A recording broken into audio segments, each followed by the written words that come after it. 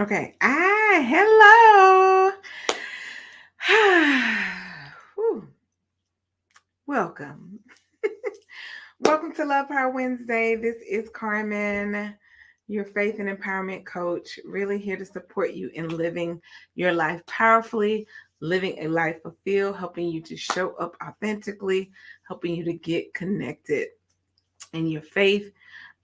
So tonight, I'm just going to briefly talk about, or just share, or just celebrate. I would say that's more so it. International Women's Day. That's what today is. I am a woman. And then what I forget that point. Ain't I a woman? So yes, I just want to celebrate women today. I think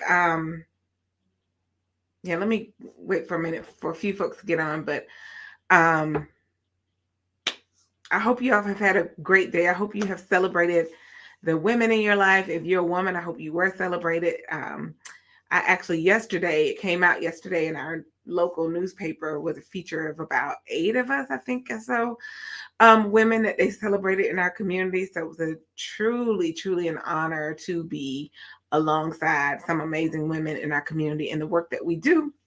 And so, with it being International Women's Day, I just think it's so critical that we understand as women who we are, who God created us to be, our uniqueness as women.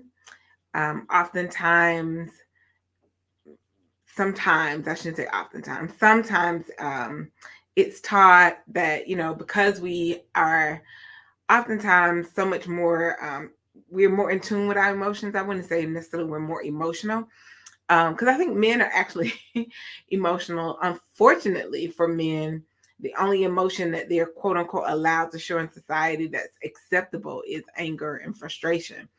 But I think men are actually emotional beings that so are just as emotional as women.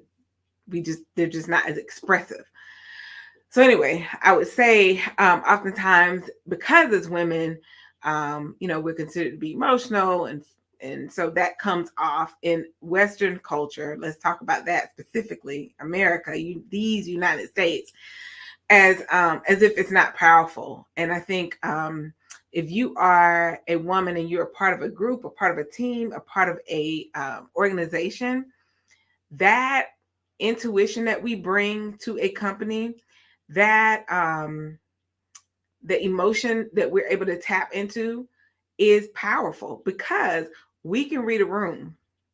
We can, one, read an atmosphere, and as women, we can set an atmosphere. As women, we are the thermometers, the thermostats, I'm sorry, in rooms, right? So we are, good evening, thank you. Hey, Lisa, hey, Reginald.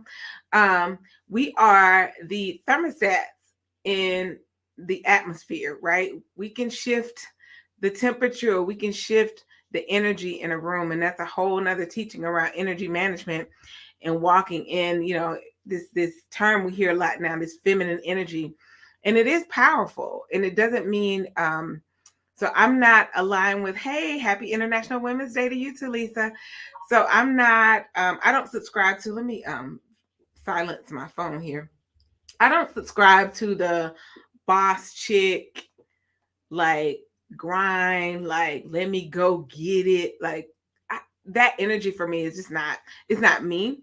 But I understand it has a place, right? There are times where we as women have to show up in a more what would be considered masculine energy in certain environments, workplaces, and all that.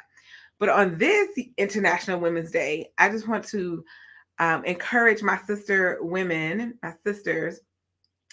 to also tap into your softer side, even in the workplace. Tap into the intuition that God has given us as women. There's a deeper wisdom. As a matter of fact, when you read Proverbs, wisdom is often the pronoun for women is she, right? And I think that is intentional. I think women bring a level of wisdom to conversations, a level of wisdom to organizations that would not be there if they weren't present. I think we offer higher, a different perspective, I'll say.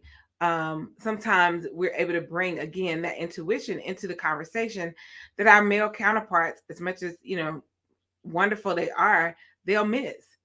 As women, we have the amazing capability to, I always laugh that we can have an entire conversation without saying a word. With our eyes, with our gestures, as women, we possess that quality. But I want to encourage you to bring your softer side to the forefront. Uh, because a lot of times we are trying to be this boss chick, this in charge, and that energy is great and awesome. And again, in certain settings, that's appropriate. But even understanding the power of influence, that really is what we as women carry, the power of influence, and using it responsibly, right? I'm talking to my IG over here and Facebook and YouTube over here. Definitely using it responsibly, but also understanding the power that comes with that. Yeah. So on this International Women's Day, I just want to celebrate womanhood and women. I think in August there's National Women's Day, so I'll be back to celebrate us some more. But when you even just look at the ministry of Jesus and how women influence that ministry, you think of Lydia, and she was one of the, really when you read the text, she basically was the pastor of a home church, and and she funded. She was a businesswoman and funded parts of his mission, and so our influence in community, our influence in government, our influence in ministry, our influence. Woe means powerful woman. Is that really true, or that's something you made up, Reginald? I've never heard that. Woe means powerful woman. WO means powerful woman. That's awesome. That's awesome. I have to research that, if that's a true word and what language that's in, because I'd love to research more about that. But what was that? Oh, so just in government, in medicine, in education, we serve in so many places and bring a voice, a level of understanding, a richness. We help further those efforts because of who we are as women. And I'll say this too, as women, we have a womb. And I don't just mean a uterus, I mean a womb, a space in our being where there is a energy that resides there that empowers us, that moves us forward, that we have access and can tap into, that we are a life force, not just giving birth to the work to people, but giving birth to ideas, giving birth to ministries, giving birth to organizations, giving birth to projects, giving birth to anything we show up. We bring a life force with us. And so I want y'all to own it. I want you to walk in that. I want you to walk tomorrow into whatever boardroom, courtroom, medicine room, wherever, education room, classroom, wherever you are, walking understanding that you're bringing a life force with you. And what I mean by that is, again, like I said earlier, you're the thermostat. You can bring life to dead concepts. You can bring life to dead meetings, life to dead organizations. We have the power to do that as women. No shade to our men, because we love you. I love you. But today is International Women's Day. And I just want to celebrate my sisters who are out doing phenomenal, amazing things. As phenomenal as being a mother. A lot of people like, just a mother. Baby, I'm not a mother. I'm not a biological mother. I have a couple kids that I claim as mine, but I'm not a biological mother. I can't, there's no just a mother. Not in my vocabulary, right?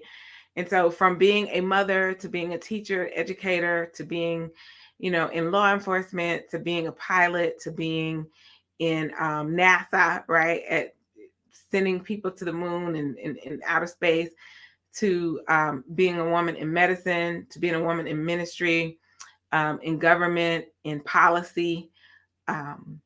in sports, all of these areas where we show up as women, we influence. And that's essentially what power is. It's the ability to influence. And, there's the saying that they used to say, the old school saying about, like, quote unquote, the man may be the head, but the woman is the neck. So basically, the neck kind of sends the head where it goes. And I won't get into a whole lot of teaching around that, but that's actually some truth to that. And we see that in head, as it relates to men, is position, not a dominant place. It is not a, I'm going to get out of that teach. I'll teach more on that about headship and what it means and when God is talking about headship, but it's a position to be guarded and to be respected and honored, but not to be dominated again over other people.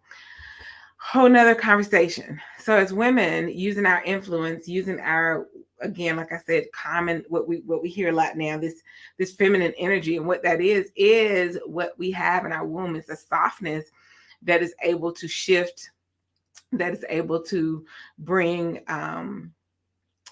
levels of insight, bring levels of energy. That's really the only word I have for it, to a space and a place.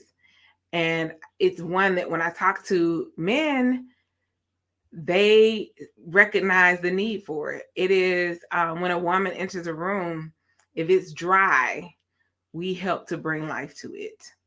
And that's if you, as a woman, have cultivated yourself, right? If you are walking in as the full cup that you are, that you have not depleted your energy, that you have not dried out your mind, dried out your attitude, dried out your heart.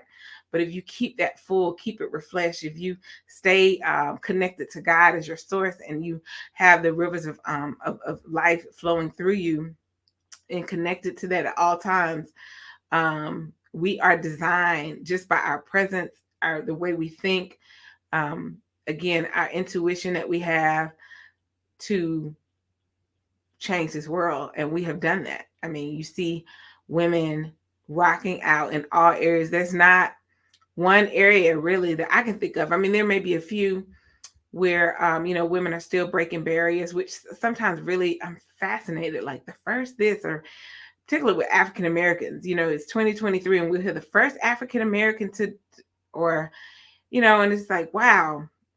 But we still hear sometimes a lot too, the first woman to hold certain positions within our country. And so those kind of things excite me, because what I know is in that place and in that space, there's a woman who's hopefully tapped into her feminine energy, who's hopefully tapped into her intuition, because that will send that organization, I think, to higher levels and higher heights because of what we bring to the table.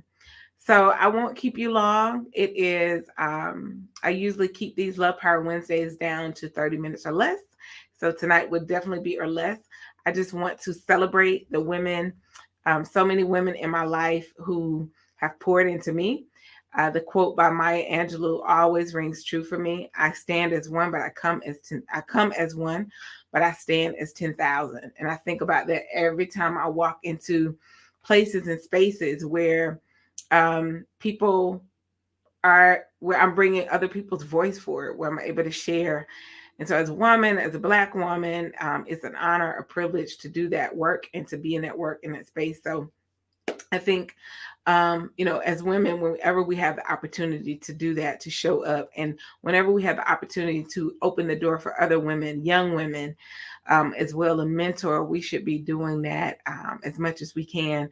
I have now probably 6 mentees that I really love and want to see them flourish in every area of their life. And so it's our responsibility to help these young women, so that on International Women's Day, they know who they are. So they're stepping into their call, their purpose fully, and not having to overcome some of the barriers and challenges that our generation, had to overcome, just as the generations before us looked out for us, opened doors for us, left breadcrumbs, left books and novels, and left research and all these things for us to follow, to move forward. So keep going, women, keep striving, rest, if you must, but don't quit, as the poem says, right? Um, the world is ours to really change in the name of God. I am clear about that the woman who is connected in faith, the woman who is connected to God, the woman who is connected to the wisdom of God can and will change the world. And together we can definitely do that. With that, I want to say good night. Enjoy your Wednesday evening, and I'll see you next week back here for Love Power Wednesday. Good night. Bye.